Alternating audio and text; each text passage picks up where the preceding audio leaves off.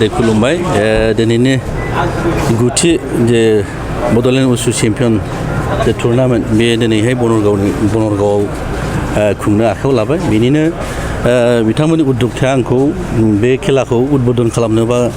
खेलाखौ अपेनिं खालामनो जागायजेननो थाखाय लेंहरनायाव आं दिनै बेवहाय नुजाथिफैनाय जाहैबाय खुब गाहाम मोनदों बेहाय मोनसे मोजां परिबेस क्रिएट जागोन होननानै आं सानदों आरो लोगोसे बेजोंनो लोब्बा लाखिनानै मानगोनां आसारि बसुमतारी बिथांजोनि आंनिनो बिथांजोआ बिथांनि सोरगोआरि जिउखौ जाहाथे गोजोनै सोरगोआव आलो गोजोनै थानो हायो बेखौ आं इसोरनि खाथियाव गिबि आर'ज गाबबाय आरो बेजों लोगोसेनो दिनैनि जे उसु चेम्पियन जे बड'लेण्ड चेम्पियन जे ट्रफि बेखौ जे थांखि जे उद्देश्य लानानै जों खुंफुंनाय जादों निस्सय सिगाङाव बे जाफुंगोन आं बेखौ आसा खालामदों इसोरनि खाथियाव आशीर्बाद बिदों जाहाथे जोङो साफ्रोमबो गेलेगिरिफ्रा मोजां गोग्गो देहा लानानै गावनि गेलेनायखौ बे सानथामनि हाबाफारियाव जाहाथे मोजां देखायलांनो हायो बेखौ आं आसा खालामबाय आरो आसा खालामदों बिथांमोनखौ जोङो बेबायदिनो इन्सपायार होनानै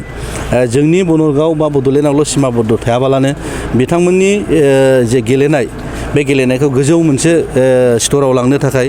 जोङो बिटिसि प्रसासननिफ्राय बा बिटिसि सरकारनिफ्राय निस्सय थांनाय जे 2005निफ्रायनो जों जेरैबायदि स्टेप लाबोदों जों सहाय सुजुगिता होबोदों बे निस्सय जोंनि सरकारा बेखौ